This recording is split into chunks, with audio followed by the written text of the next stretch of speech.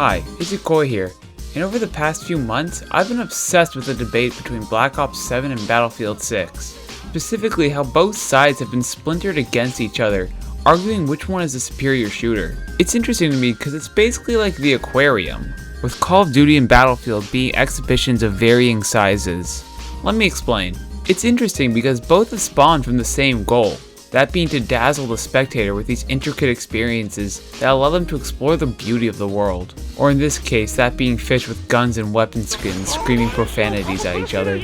Both Call of Duty and Battlefield started as gritty and grounded war shooters, but have greatly diverged in their approaches to that goal. Battlefield represents a large-scale, expansive aquarium, brimming with different fishes that you won't get to see because the exhibits keep exploding and the fish are getting eaten across the pond by a sniper. Meanwhile, there's hundreds of people in the queue blocking your vision and somebody's kid is crying in the corner. While on the other hand, Call of Duty is a compact and heavily intricate display of a single type of fish that almost anyone can appreciate. You can see all the fish up close and in detail and how they coexist in the environment together. And that's what distinguishes these two games in my opinion. So it's Koi and welcome to the pond because we're diving deep.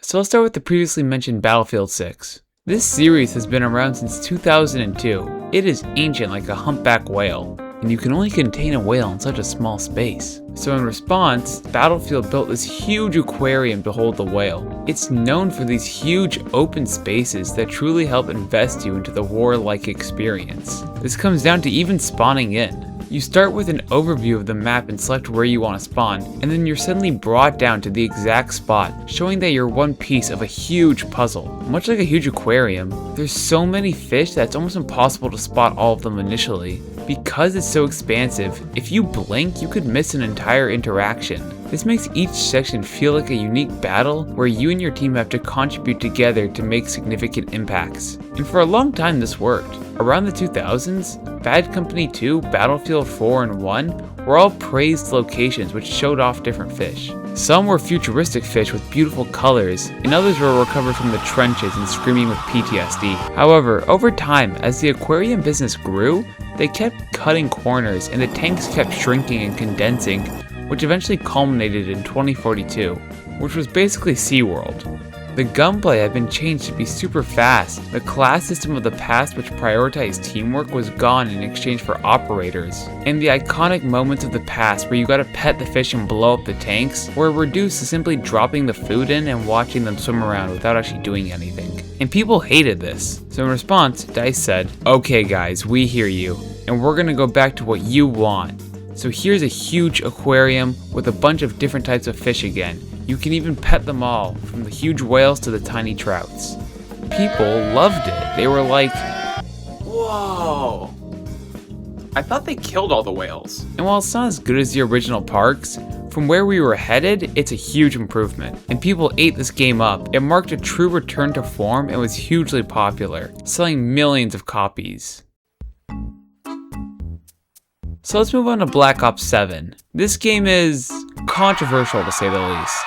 Now while Battlefield is these huge vast tanks that hold different groups of fish interacting together to make a tapestry of blood and guts, Call of Duty is a much tinier exhibit, a part of a larger operation, where you get to see the specific fish in detail, learn about them in depth, and then move on to the next one quickly. In this manner, everything is much more condensed. Battles last only seconds, and you're constantly stimulated with interactions with other players, making each moment enthralling by never letting you get a second's rest as players dart across your screen. This model is a lot better for players who want constant stimulation or to simply have a more contained experience, which Call of Duty is more than happy to provide, and that's why it's still around. Every year, Call of Duty pops up a new location and people know what they're getting. Even if it is declining in quality and they keep reusing the same fish from the story mode, people don't mind because they know they get to squad up with the boys and go absolutely crazy while dressed as Seth Rogen or Homelander.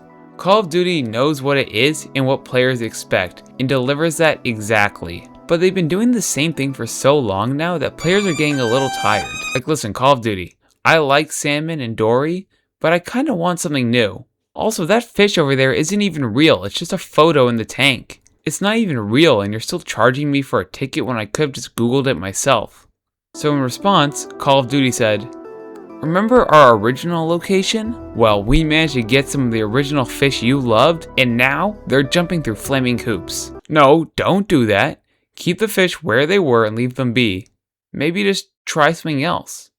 You know that taco stand down the street? Well, we're proud to announce that we have our very own taco stand. Some of the fish looked like Nicki Minaj. The issue with Call of Duty is that it hears the complaints from players and runs it through Google Translate a few times before reading it. So with each subsequent release, they change for seemingly no reason just to do something else and don't fully commit to it, leading to this most recent installment with a weird story mode, AI graphics, and the same gameplay loop we've had for a while, which while still selling to audiences, begs the question on how much longer they can keep doing this. To conclude, I think it's interesting to see how both franchises evolved into their current forms and the similar issues they faced. Ultimately though, each are for a separate audience, and while I don't condone the use of AI in replacing real artists, things will only change if we work together. And that starts with stopping these stupid debates about which franchise is better. Thanks for stopping by the pond, it's Yokoi, and I'm out.